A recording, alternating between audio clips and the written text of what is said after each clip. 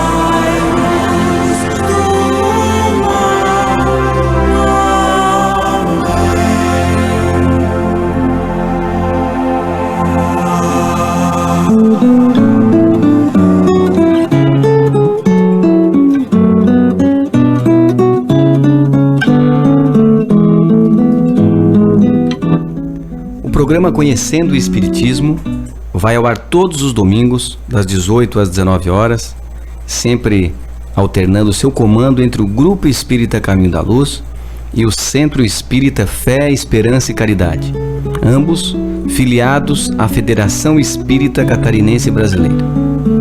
O programa de hoje está a cargo do Grupo Espírita A Caminho da Luz.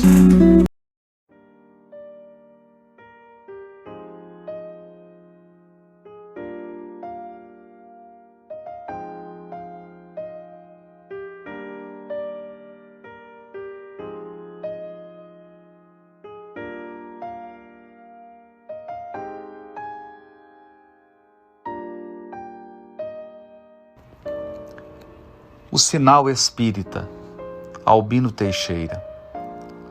Quando a pessoa entrou no espiritismo, é fácil verificar. Basta perquirir um fichário ou escutar uma indicação. Entretanto, a fim de positivar se o espiritismo entrou na pessoa, é indispensável que a própria criatura faça menção disso através de manifestações evidentes. Vejamos 10 das inequívocas expressões do sinal espírita na individualidade, que sempre se representa pelo designativo mais nos domínios do bem.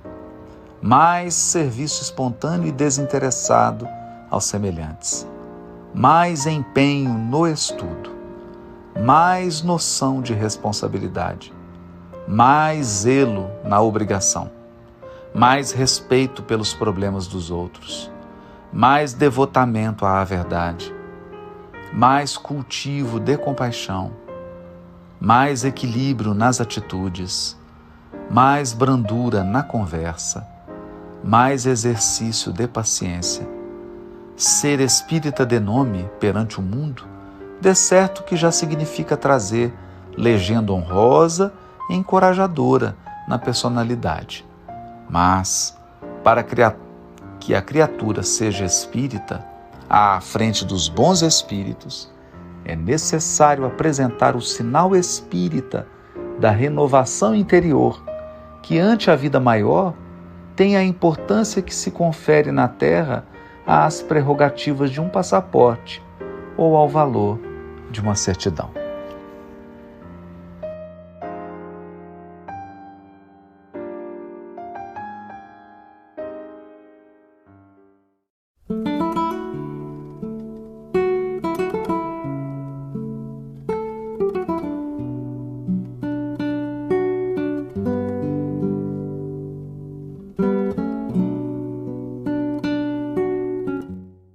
A nossa reflexão começa no capítulo 1 do livro Nos Domínios da Mediunidade. André Luiz, em diálogo com um dos benfeitores da obra, o assistente Aulus, conversando sobre alguns aspectos da mediunidade, ouve André Luiz da boca de Aulus a seguinte observação. Indubitavelmente, concordava o assistente Aulus, aproxima-se o homem terreno da era do espírito. Da era do espírito. Sob a luz da religião cósmica, do amor e da sabedoria. E de certo, precisa de cooperação, a fim de que se lhe habilite o entendimento. Bom, se o assistente Aulus nos apontava que a humanidade se aproximava da era do Espírito, isso significa que não estávamos ou não estamos ainda nela. Na verdade, é fácil constatar que a humanidade ainda vive a era do corpo. Porque o paradigma dominante no mundo é de que o ser humano é o seu corpo. Portanto, ele nasce na concepção e ele termina no túmulo. A vida, então, é uma corrida angustiosa e angustiada em busca de atender a necessidades do corpo físico. Necessidades de alimentação, necessidades de conforto, necessidades de prazer e necessidades ligadas à aceitação, à autoestima, ao pertencimento do grupo, o fazem para atender a necessidades físicas. É assim que nós vemos inúmeros templos religiosos repletos de criaturas pedindo a Deus maiores recursos financeiros, pedindo a Deus que lhes tire determinadas doenças para gozarem da saúde física, pedindo a Deus que as afastem de relações afetivas, de relações familiares, para que elas possam usufruir de relacionamentos que lhes proporcionem maior prazer físico. Até mesmo a religião está a serviço de necessidades materiais. Porque a criatura humana, na sua maioria, se identifica totalmente com a sua dimensão física. E por que dizemos dimensão física? Porque nenhum de nós será ingênuo ou imprudente a ponto de negar que nós possuímos uma dimensão material. E é bom não menosprezá-la. É bom não agir com irresponsabilidade no trato das questões materiais. Nós precisamos ser cuidadosos, sim, com tudo que diz respeito ao mundo material. Porque ao tratar o mundo material, nós revelamos o caráter da nossa capacidade de cuidar. Quem administra bem seus recursos financeiros, quem administra bem os seus recursos materiais, revela ser um espírito cuidadoso, revela ser um espírito disciplinado.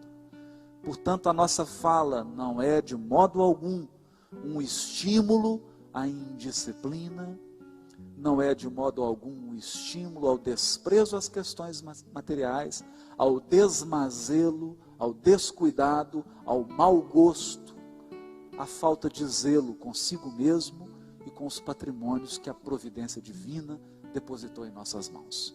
Mas, entre ser cuidadoso e zeloso e identificar-se com os recursos materiais e viver exclusivamente em função deles, há uma distância gigantesca.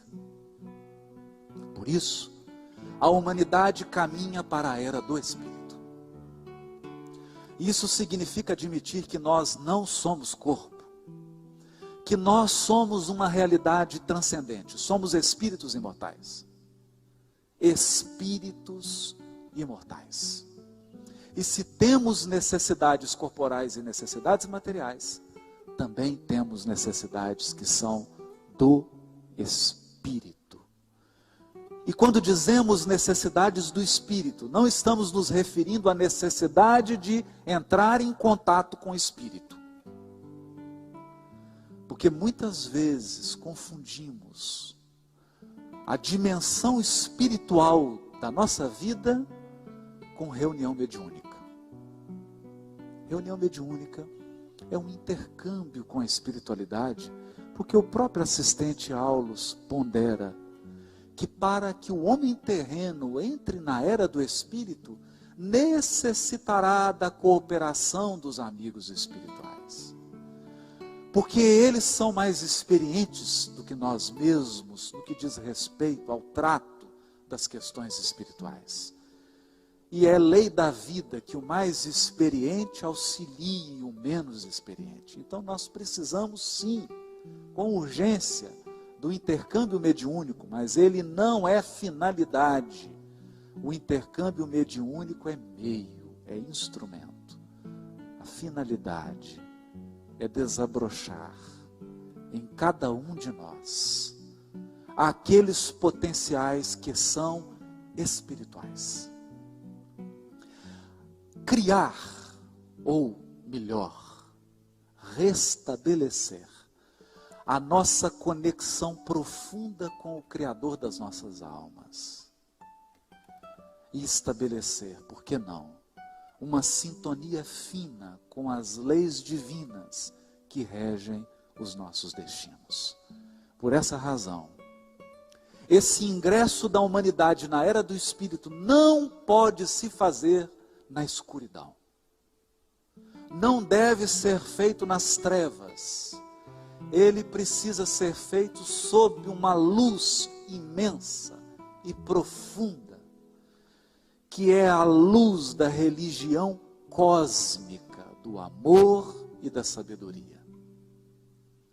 E aqui nos chama a atenção, na fala de Aulus, os adjetivos utilizados por ele depois de religião. Religião cósmica. Porque até hoje a nossa religião tem sido tribal. Nós adotamos uma religiosidade exclusivista e excludente. Até mesmo nós espíritas. Então, por incrível que pareça, é muito comum ouvirmos, e é muito comum até mesmo falarmos. Às vezes me pego falando assim e penso, meu Deus, como é difícil tirar esse vício do meu coração. Então nós costumamos dizer, o movimento espírita dos Estados Unidos, como se o espiritismo tivesse pátria.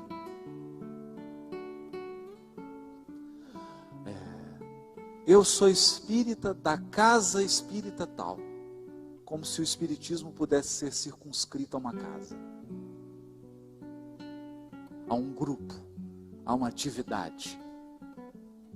E pior ainda, como se a única atividade necessária e relevante fosse aquela que nós desenvolvemos. esquecidos de que Deus opera na diversidade e conta com as diferenças para levar a cabo o seu plano divino de redenção das nossas almas. É difícil pensar num aspecto cósmico da religião, porque nós tendemos a acreditar que a melhor religião é aquela que fala o nosso idioma. A melhor religião é aquela frequentada por membros que têm a nossa cor da pele. A melhor religião é aquela que adota os princípios, a cartilha que nós adotamos. Quando o homem terreno se prepara para uma religião que é cósmica, então ela é religião da Terra, ela é religião de Marte, de Saturno, de Júpiter, ela é religião do sistema solar, mas ela é religião também de outros sistemas. Ela é religião da Via Láctea, mas é religião também de outras galáxias. Porque ela é cósmica. Ela não pode se circunscrever. Mas, sobretudo, ela é do amor e da sabedoria. E o amor é, antes de tudo, incondicional e sem limite. E a sabedoria não se cansa de buscar a verdade onde quer que ela se encontre. Portanto, a doutrina espírita nos prepara para esse grandioso momento. Porque ela orienta o nosso pensamento a buscar a verdade. A buscar a verdade. E ela orienta o nosso coração a viver o amor.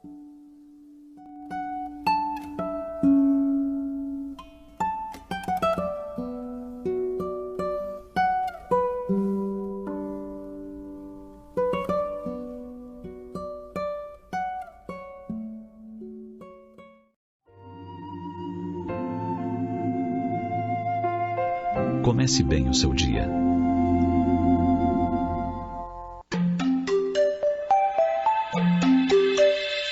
Qual é o primeiro pensamento que lhe vem à mente quando você acorda de manhã? Talvez você acredite que o que você pensa no primeiro instante do seu dia tem pouca importância. Mas não é assim. O pensamento é uma poderosa ferramenta com a qual você pode obter resultados valiosos na sua jornada diária. Assim, você pode definir como vai ser o seu dia, logo que abrir os olhos de manhã. Analise conosco se já teve algum desses pensamentos ao despertar. Eu queria que hoje fosse feriado para dormir até tarde. Ah, como eu gostaria de ser milionário para não precisar trabalhar. Meu Deus, que vida dura. Não aguento mais ser escravo do relógio. Ah, como é difícil ter que bater ponto todos os dias. Ah, se eu descobrisse quem inventou o trabalho. Um dia eu ainda acabo com esse maldito despertador para sempre. Se você notou qualquer semelhança, não é mera coincidência, não. Esses são pensamentos matinais muito comuns em grande número de pessoas. Há até aquelas que chegam ao cúmulo de desejar uma doença qualquer que servisse de desculpa para ficar em casa o dia todo, em regiões de clima frio, e curtir uma praia nas regiões quentes. Ora, se você saúda o dia com pensamentos dessa natureza, o que espera que o seu dia lhe ofereça? É importante considerar que a força de um simples pensamento pode alterar a paisagem do seu hoje. Se ao acordar você se lembrasse de agradecer pela nova manhã que Deus lhe concede, pela oportunidade de estar ainda no corpo físico, quando muitos partem para o além durante o sono, pelo fato de estar empregado, enquanto muitos não conseguem dormir preocupados com a forma de conseguir um trabalho que lhe permita sustentar a família. Por estar com saúde, enquanto muitos gemem de dor nos leitos dos hospitais. Certamente o seu dia teria um colorido diferente. Quando o dia consegue vencer a noite e nos saúda pela manhã com novas oportunidades, é hora de levar o pensamento ao Criador e agradecer, ainda que ligeiramente. É hora de sintonizar com as esferas mais altas e colocar-se à disposição para uma nova jornada de trabalho útil. Agindo assim, em vez de criar nuvens escuras com pensamentos pessimistas, você estará clarificando o seu dia e fazendo luz ao seu redor. Cultivando pensamentos saudáveis, você espalha uma atmosfera radiante no ar e contagia as pessoas com as quais convive, tornando o seu ambiente mais agradável e mais harmônico.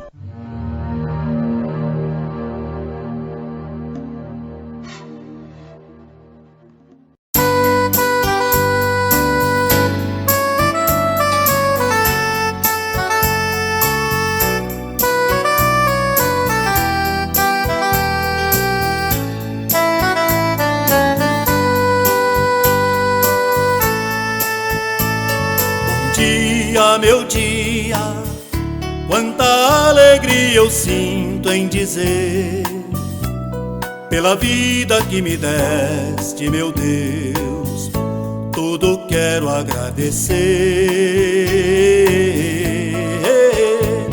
Bom dia, meu dia, obrigado pela paz, pelo amor, pela crença que eu tenho, pela fé. Obrigado, meu Senhor. Bom dia, Senhor, nos acordes, na harmonia da canção, pelo sol, pela beleza do luar, te agradeço em oração. Bom dia, meu dia, obrigado pelas flores, pelo mar e por toda a natureza que nos dá a alegria para amar.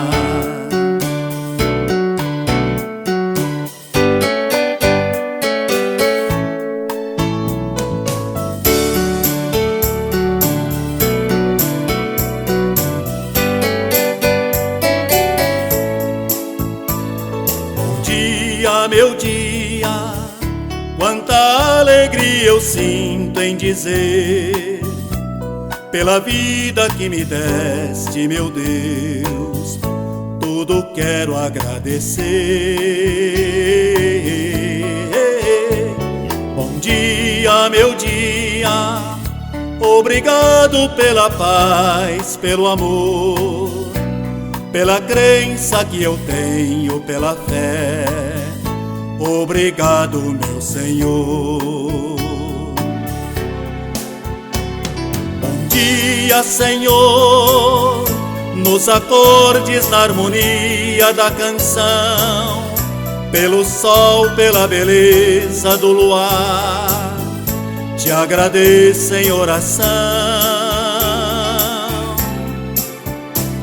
Bom dia, meu dia, obrigado pelas flores, pelo mar e por toda a natureza que nos dá a alegria para amar. La, la, la, la, la.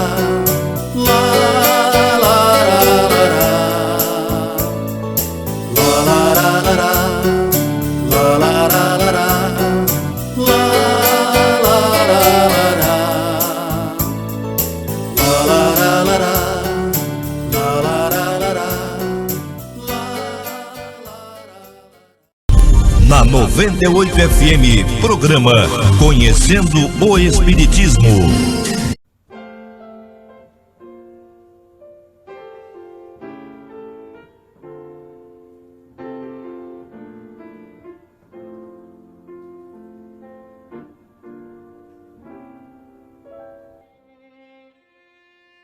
Nós aprendemos no Livro dos Espíritos que a lei de Deus, aquela que contém todo o amor e toda a sabedoria do próprio Todo-Poderoso,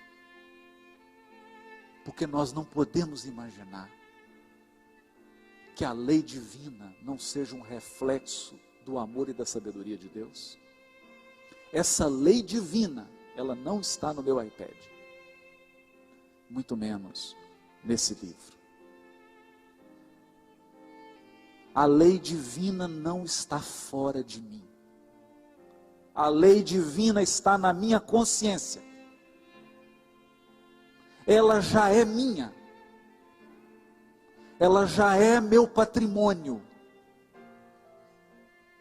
Eu sou ela. Eu fui feito por ela, com ela e nela.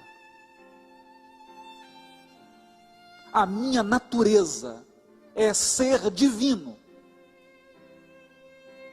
Porque eu não tenho opção de ser, por muito tempo, diferente daquilo que Deus me destinou a ser. Então você pode ser teimoso, você pode ser pirracento, mas nós já perdemos. Porque fomos destinados a ser imagem e semelhança de Deus, porque somos filhos.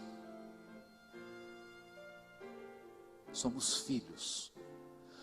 Tudo já está na nossa consciência. Ok. A pergunta é: qual o grau de intimidade com a nossa consciência? Mínimo. Falo de mim. Mínimo. Porque as necessidades profundas da nossa alma, que são fruto da consciência que nos dirige, da consciência que nos orienta, consciência essa que é regida por Deus, porque Deus atua em tudo, mas o principal lugar onde Deus atua é dentro de mim, dentro de você. E Ele só atua dentro de você a partir da tua consciência. Portanto, a tua consciência é o altar sagrado onde Deus se manifesta. Porque lá, nela, já tem tudo que é divino, incluindo a lei de Deus. Portanto, quando nos perdemos em necessidades que são provisórias, que são superficiais, que são periféricas, quando nós perdemos o contato com a nossa profunda consciência e com as profundas necessidades da nossa alma, nós tendemos a nos afastar de Deus, ou pior, a afastar as circunstâncias que Deus colocou nas nossas vidas.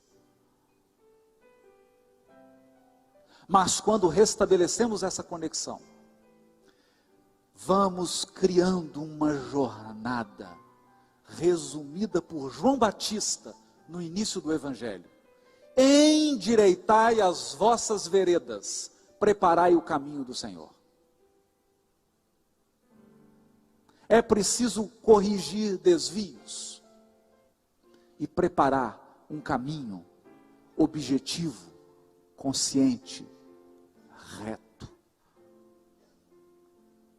Por esta razão, nós espíritas não temos como fugir de uma questão que é vital.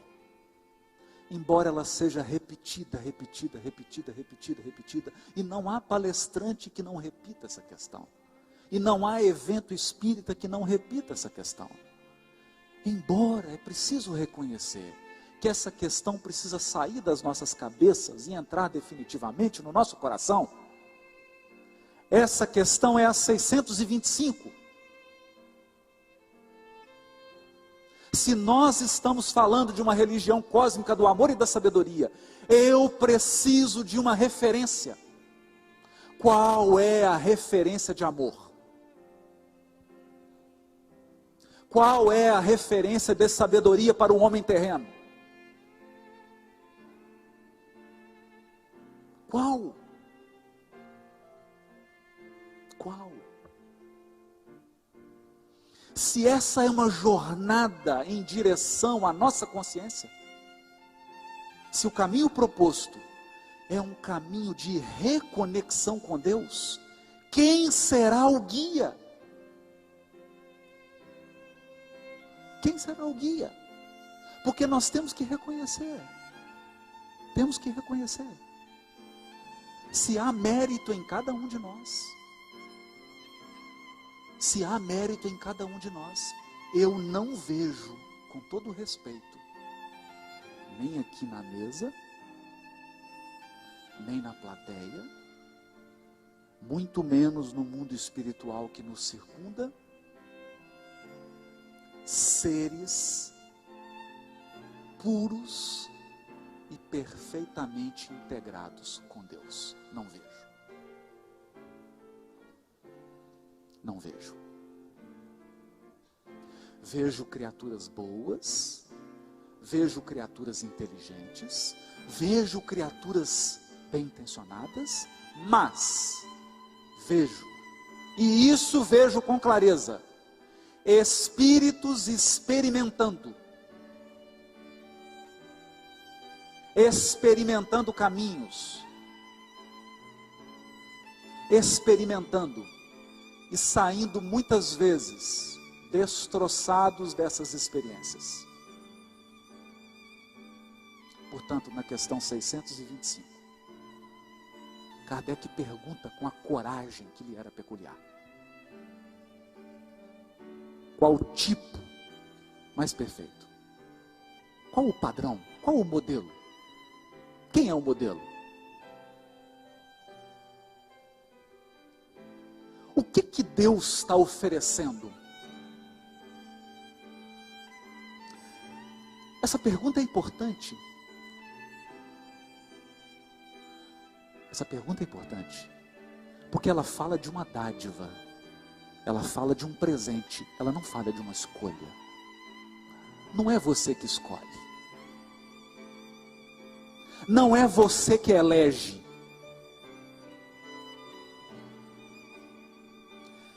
Quem elegeu foi Deus, e Ele ofereceu. Então a pergunta é só uma: você aceita? Porque essa escolha já foi feita. E eu gostaria de dizer isso com toda a força da minha alma aos meus irmãos espíritas. Nós recebemos uma dádiva, um presente de Deus, foi escolhido por Ele, é da vontade dEle, não da sua.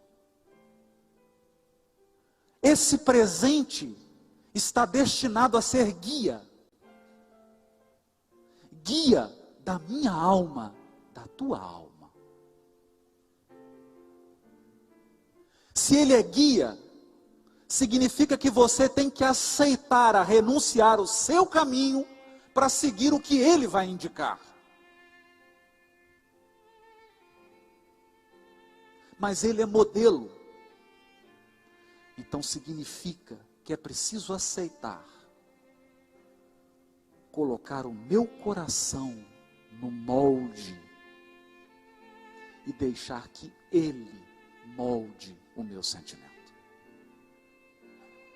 Colocar a minha inteligência no molde e deixar que ele molde a minha inteligência.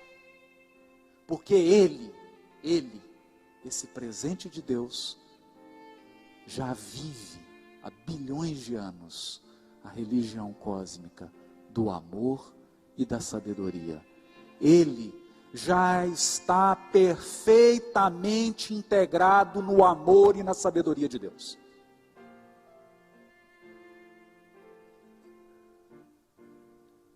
Então, qual é a religião da nova era? A religião da nova era é o guia e modelo. A religião da nova era é Jesus Cristo. Não tem outro caminho. Não tem outro. É para Ele que nós vamos olhar.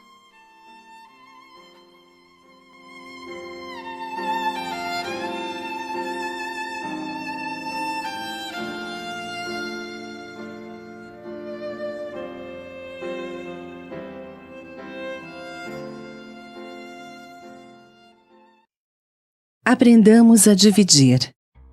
Aprendamos a dividir a própria felicidade para que a felicidade dos outros se multiplique. Observemos a natureza.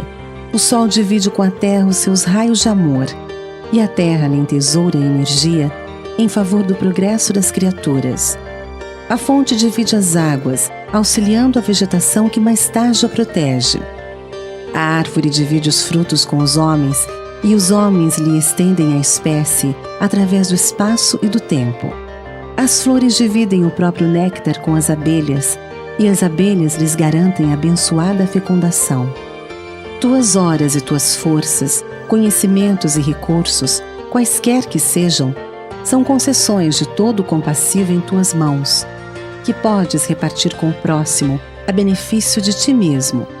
Auxiliar alguém é fazer o investimento da verdadeira alegria, e toda alegria no exercício do bem é dom de vida e luz, que nos aproxima de Deus. Aprendamos a dividir os depósitos do Senhor enquanto é hoje, a fim de que o amparo divino mais intensamente nos envolva, enriquecendo-nos o espírito, para que venhamos a receber com os outros e pelos outros a nossa perfeita felicidade amanhã.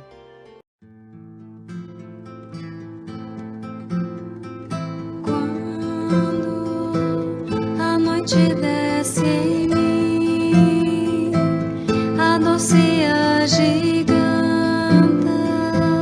parece não ter fim. Eu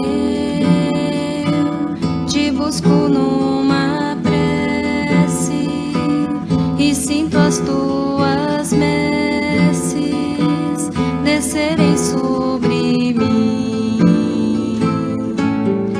Ó Senhor, tu refrigeras minha alma, deita-me, fazem verdes pastos, o teu cajado me consola. Tu me conduz nas veredas da justiça, és meu pastor, és meu guia, nada me faltará, nada me faltará. Mesmo que eu me encontrasse no vale das sombras e da morte, não temeria mal algum, porque tu estás comigo. Ó Senhor, tu refrigeras minha alma, deita-me, fazem verdes prados, o teu cajado me consola. Tu me conduz nas veredas da justiça, és meu pastor, és meu guia, nada me faltará, nada me faltará.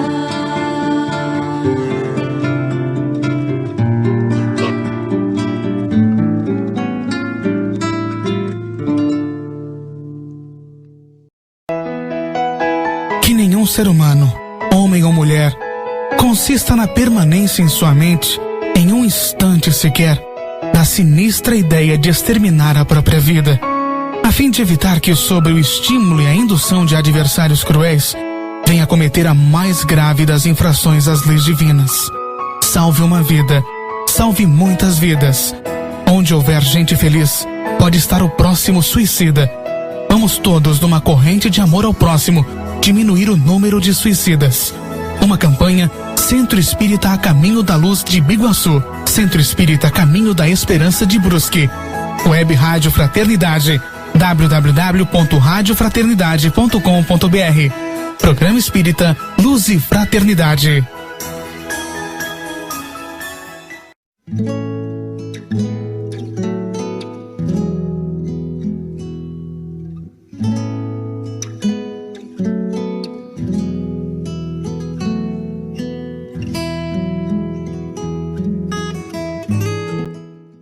O que é religião? Então eu gostaria de pedir ajuda para Emmanuel no capítulo 10 do livro Roteiro, que aliás se chama Roteiro, não é à toa.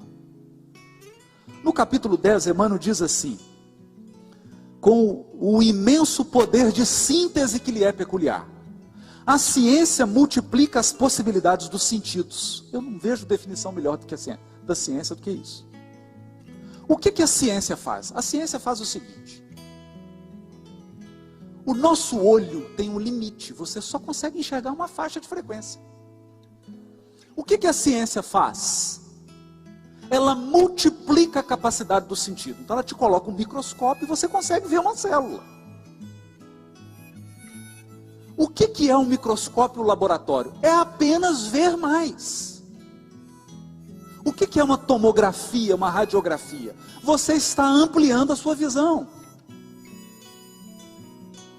O que é eu construir um telescópio nos Estados Unidos que é maior do que esse centro de convenções? É ampliar o ouvido, porque ele capta onda.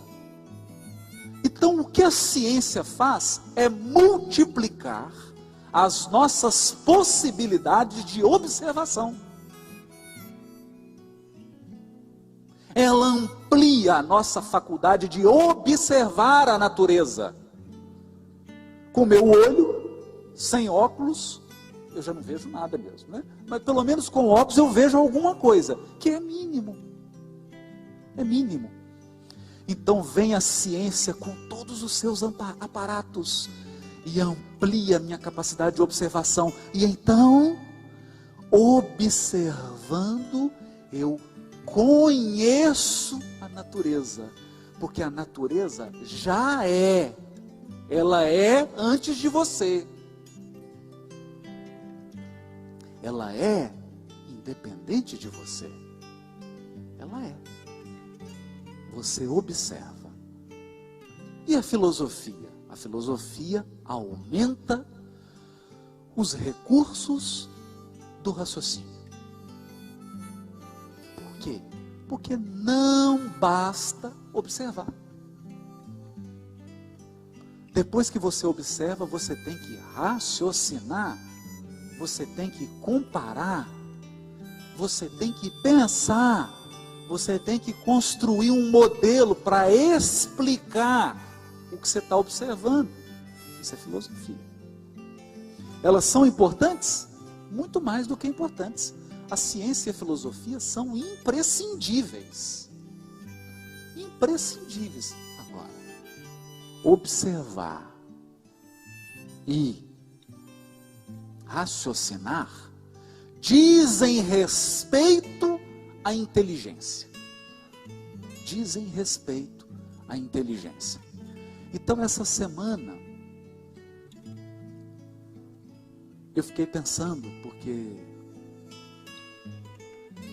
moro perto de um hospital psiquiatra espírita, que é o Hospital Espírita André Luiz, e eu fiquei imaginando assim, quantas pessoas estão internadas no Hospital Psiquiatra Espírita André Luiz, porque não conseguem resolver uma equação de segundo grau. Alguém já viu isso? Chega lá uma ficha do paciente psiquiátrico e fala assim: por que você está internado aqui? Porque eu não consigo resolver uns problemas de matemática. É por isso? Não. Não, não. Não é por isso. Nós só adoecemos por causa do sentimento. Todas as doenças psíquicas têm sua origem no sentir, no sentimento. Então diz Emmanuel, mas a religião é a força que alarga os potenciais do sentimento. Agora, isso aqui é religião na visão dos espíritos. Porque tem muito encarnado, você vai perguntar para ele, o que é religião? Ele fala, religião é a minha igreja que está na rua tal, número tal, é um templo de pedra, eu ajudei a construir, religião é a minha igreja e ponto final, paciência.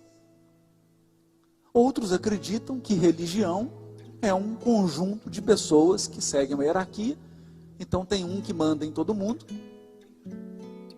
aí um que manda em todo mundo, menos no no que manda nele, e assim vai descendo. Até chegar em alguém que não manda em ninguém, só obedece. Né? Mas nós temos casos também que são típicos. Para muitas pessoas, religião é o seguinte: é um conjunto de missionários que reencarnam para trazer luz, e eu que venho para assistir eles brilharem. Ou religião é uma biblioteca cheia de livros mediúnicos. Ou então religião é uma reunião mediúnica onde eu posso conversar com espíritos. Mas na verdade, na visão da espiritualidade superior, que Emmanuel é porta-voz, religião é a força. Força. É a força que alarga o sentimento. E ele vai explicar. Ele vai explicar. Por isso mesmo, no coração mora o centro da vida. O centro da vida está no coração. É por isso que você fica triste, alegre, para cima ou deprimido, animado ou desanimado. O centro da vida está no coração. Dele, do coração, partem as correntes imperceptíveis do desejo. Do desejo. Eu desejo isso. Eu desejo aquilo. Eu desejo. Como que o desejo toma forma? Porque o desejo é representado por correntes imperceptíveis que partem do coração. Quando que ele toma forma? Quando que ele se consubstancia? Toma substância em pensamento no dínamo cerebral. Quando o desejo se transforma no pensamento, você passa a ter ideia. Aí eu vou fazer isso, eu vou fazer aquele curso, eu vou matricular nisso aqui, eu vou tomar essa decisão, eu vou fazer isso. Você acha que está pensando, mas na verdade você está dando forma ao seu desejo. Porque o pensamento obedece o coração. Para depois que vira pensamento, se materializar nas palavras, nas resoluções, nos atos e nas obras de cada dia. Então, coração, centro da vida, deseja, toma forma em pensamento, depois do pensamento vira palavra, decisão, resolução, ação concreta. O que Emmanuel está nos chamando a atenção é, nós vamos falar de religião da nova era, que é a religião cósmica do amor e da sabedoria? Vamos. A religião cósmica do amor e da sabedoria, nós sabemos, precisa de um tipo, de um guia, de um modelo. Quem é esse guia? Quem é esse modelo? Jesus. Mas o que faz essa religião? Ela atua no coração. É aqui que ela atua. Antes do desejo. Diz Emmanuel. Na luta vulgar, na luta do dia a dia, há quem menospreze a atividade religiosa, supondo-a mero artifício do sacerdócio ou da política. Não entendeu nada, porque está avaliando apenas aspectos periféricos da religião. Todo movimento religioso tem um aspecto político e tem um aspecto organizacional. Isso é impossível. Senão vira baderna. Mas isso é superfície. Isso não é o centro. Isso não é a essência. Entretanto, é na predicação da fé santificante que encontramos as regras de conduta e perfeição de que necessitamos para o crescimento de nossa vida mental na direção das conquistas divinas.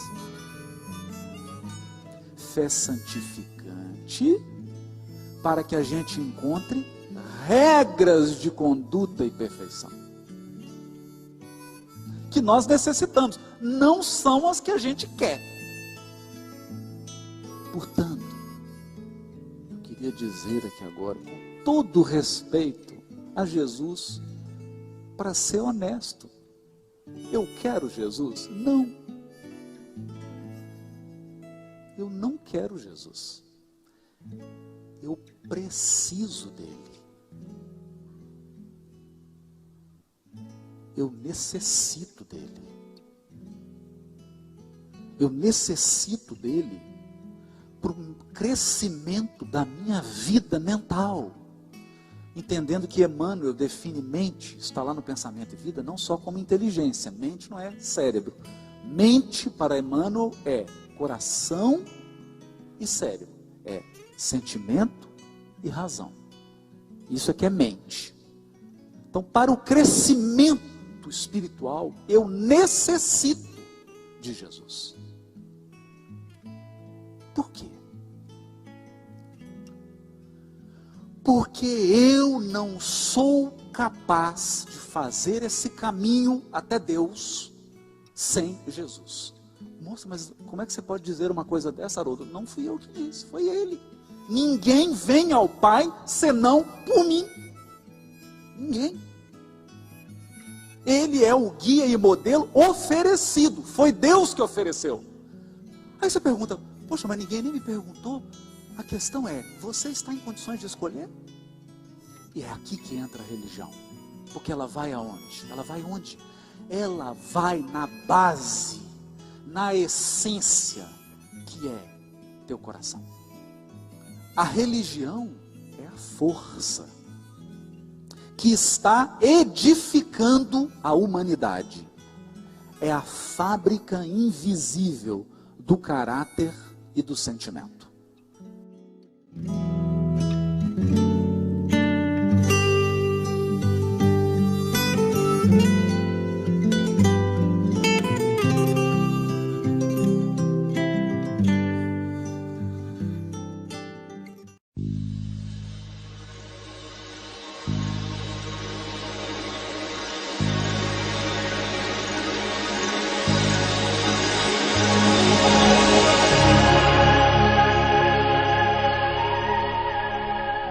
O universo é obra inteligentíssima, obra que transcende a mais genial inteligência humana. E como todo efeito inteligente tem uma causa inteligente, é forçoso inferir que a do universo é superior a toda inteligência. É a inteligência das inteligências, a causa das causas, a lei das leis, o princípio dos princípios, a razão das razões, a consciência das consciências. É Deus. Deus, nome 1000 vezes santo, que Newton jamais pronunciava sem se descobrir.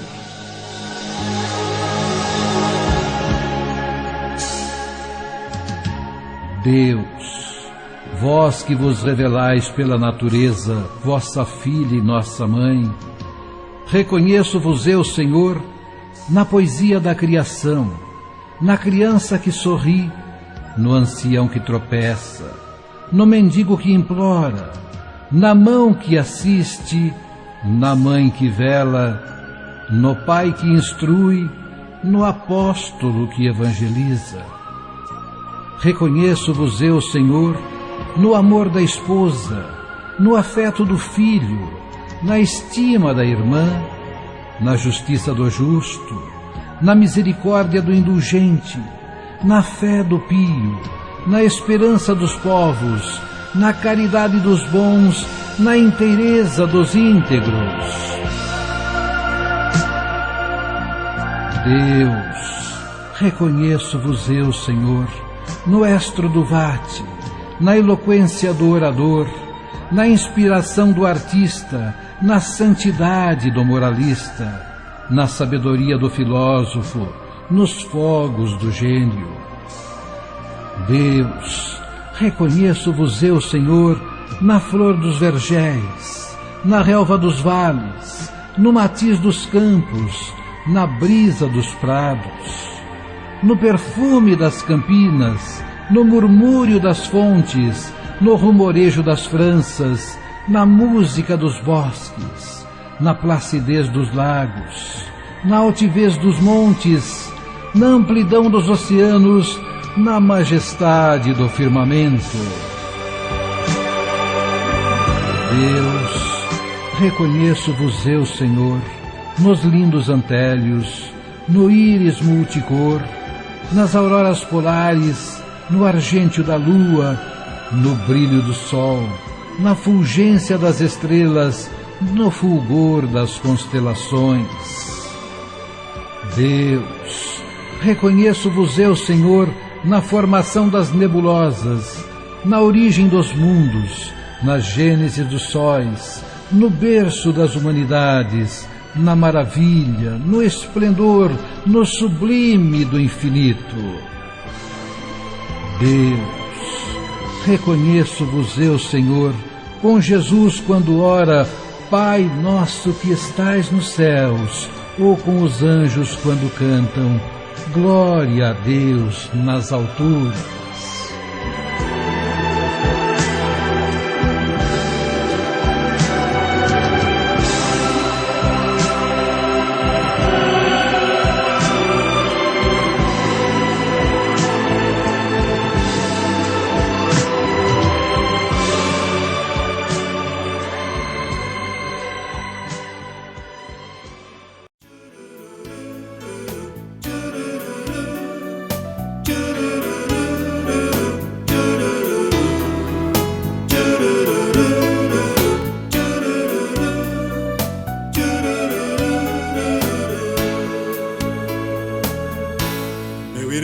Em qualquer parte, eis que o Senhor nos espera para o serviço do bem que constrói a nova era. Não teremos mundo novo neste milênio à frente, sem que os homens desde agora tudo façam diferente, de mais ação na palavra, de mais amor no que faz, mais coerência na fé e mais suor pela paz, mais empenho no ideal, mais perdão, fraternidade, mais renúncia e sacrifício em favor da humanidade. É de que o homem precisa em seus anseios de luz, desejando sobre a terra um mundo novo em Jesus, sem que ele se disponha à própria renovação, pelo mundo que se espera, há de se esperar em vão.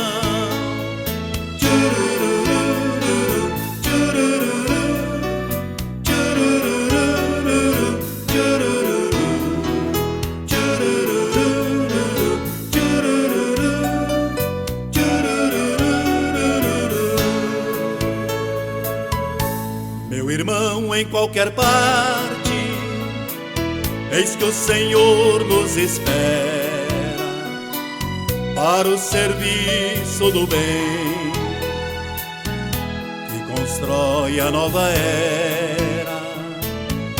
Não teremos mundo novo neste milênio à frente, sem que os homens desde agora tudo façam diferente, de mais ação na palavra, de mais amor no que faz, mais coerência na fé e mais suor pela paz, mais empenho no ideal, mais perdão, fraternidade, mais renúncia e sacrifício em favor da humanidade. É de que o homem precisa em seus anseios de luz, desejando sobre a terra um mundo novo em Jesus, sem que ele se disponha à própria renovação. Pelo mundo que se espera, há de se esperar em vão.